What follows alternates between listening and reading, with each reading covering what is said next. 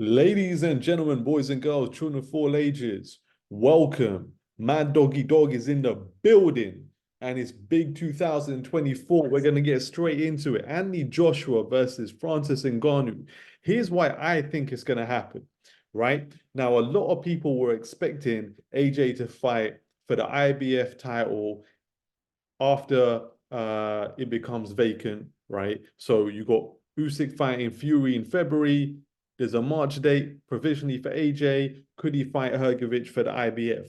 Now, I don't think that that's going to happen. I did think that was going to happen, maybe as a build-up fight to Wilder so they could fight for the vacant title, but not anymore. Not anymore, because the thing is this, right?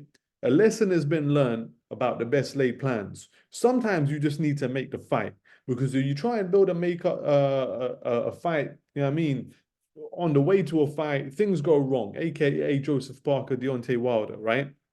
And if you just look at it, AJ is probably going to have a check on the table for about maybe, let's say, 15 M's, to fight like Hergovich, okay?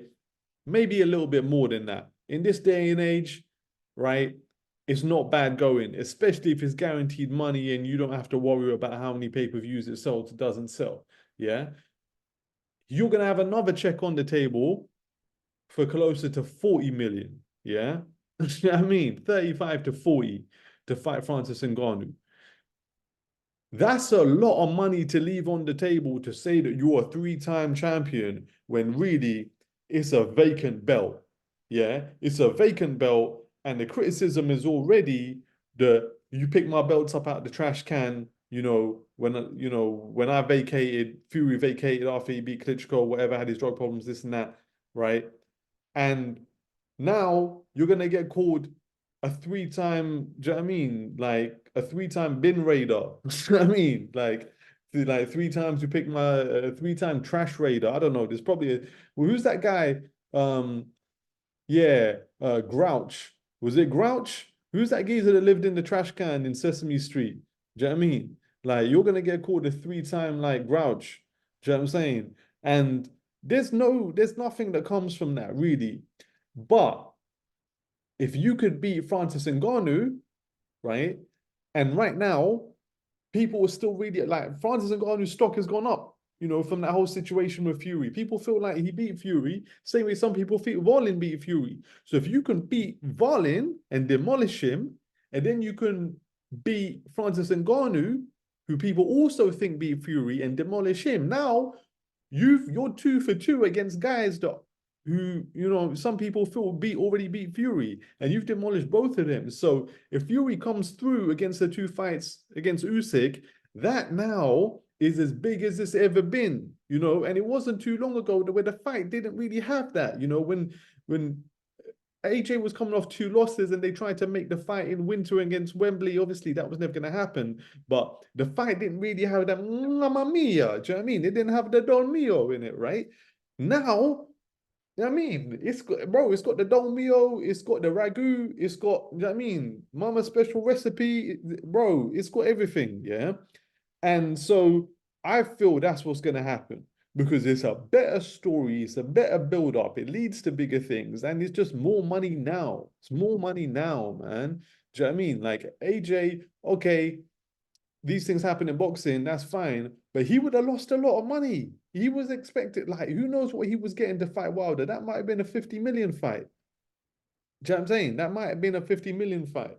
And like, I don't care how much money you've made in your career, your biggest payday is still your biggest payday. Like, you got to be pissed about losing your biggest payday.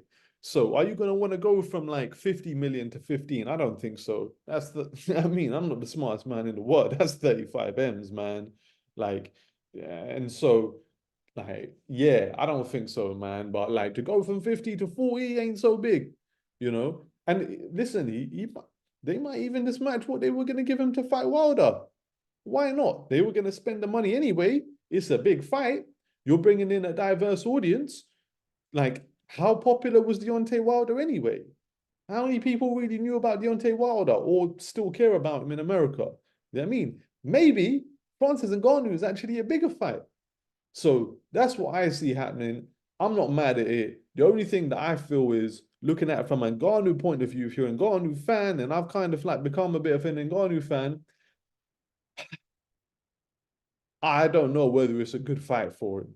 Do you know what I mean? I mean, maybe he'll like listen. I was wrong the first time. Maybe I'll be wrong again. Maybe he does well against AJ, but I just think it might be like a little bit tougher now. People have actually seen Ngannou fight, and so you can devise a game plan for him. There's footage to watch, right? And he would have sparred people, and those people will talk if they're paid enough.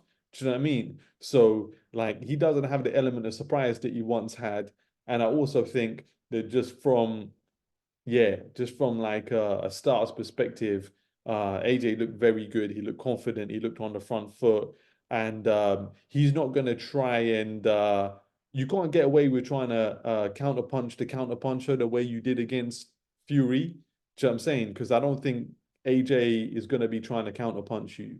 I think he's learned those lessons of not trying to do that, and yeah, it might just be a pretty bad styles matchup for Ngannou, and his stock might go from up there to going down there.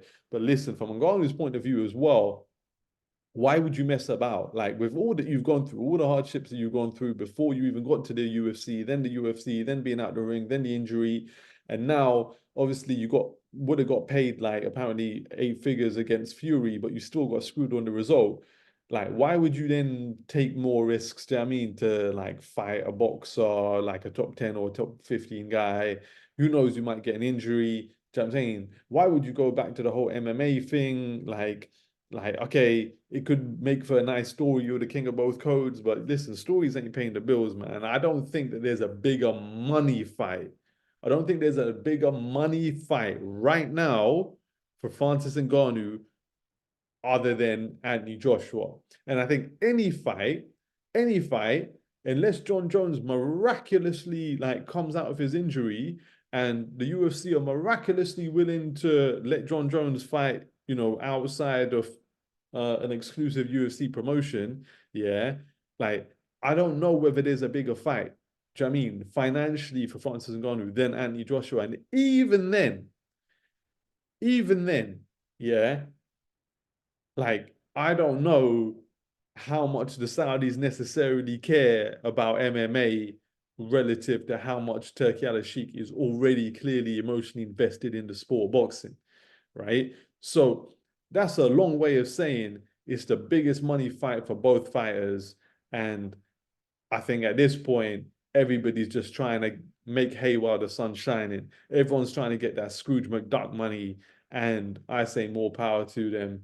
That's my take on it. Let me know what you think in the comments. Peace.